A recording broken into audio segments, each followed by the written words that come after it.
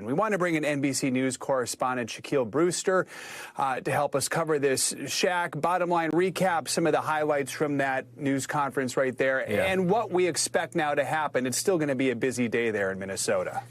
Yeah, definitely will be a busy day. We can expect court appearances later today. I think you heard in that press conference that there may be some federal charges to come, at least based on some of the chatter that they're hearing. That's something that you heard the local officials tease out there. But if we take a step back, I think the big headline from this is that they are charging this suspect with, and planning to charge the suspect with first-degree murder. When we saw some of those charging documents initially, you saw there was only that second-degree murder charge. It was a question over why those charges and not the higher charge. Well, the officials are trying to get ahead of that now and say that they're charging this suspect with first-degree murder for the killing of state lawmaker and her wife. If we also and her husband, excuse me. If we also give a little bit of context here, you know, this is a shift in tone that we've been hearing from officials really since this weekend. When the shooting happened in the overnight hours, early Saturday morning, there was that manhunt, that 48-hour manhunt. They did not know where this suspect was. They had various leads that they were chasing down. So that was the focus of a lot of the information that they were giving out, including the fact that they say this was a suspect who was impersonating a police officer, who was wearing a tactical vest, who was driving what looked like a police vehicle when he, according to authorities, committed these murders.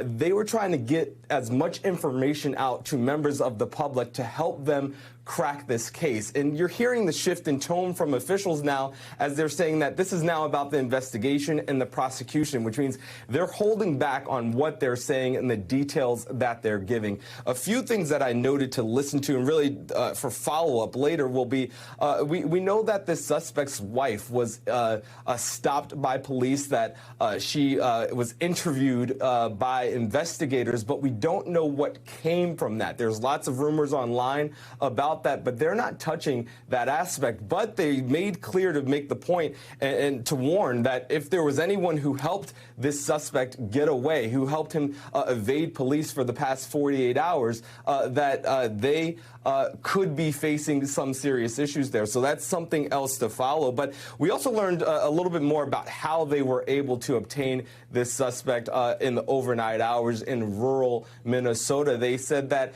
it was an investigation and a manhunt that involved some 200 members of law enforcement, a collaboration of law enforcement agencies, and they said that it was because of both what they heard from law enforcement members, police officers who were looking for him, and regular members of the public who were able to identify this suspect, track him down. They got closer and closer, first finding his vehicle, then finding his hat, and then you had a witness Maggie Vespa, who's there in Minnesota right now, one witness who she talked to who described seeing the suspect and alerting police. And that's what led to this all law enforcement converging on what essentially is a field in rural Minnesota and putting up a drone using air assets to eventually find this suspect and get him to crawl to law enforcement. Despite the fact that he was armed, they say he was able to surrender and they were able to obtain him without any further escalation. So what we're looking at later today, again, you heard officials there tease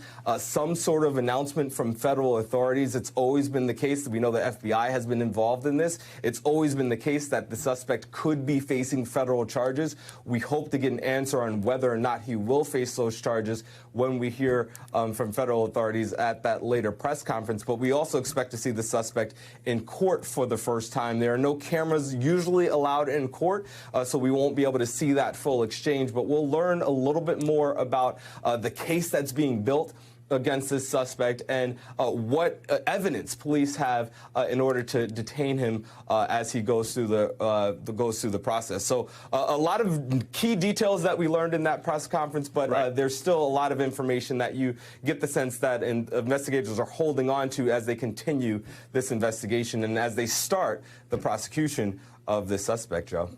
We thank you for watching, and remember, stay updated on breaking news and top stories on the NBC News app or watch live on our YouTube channel.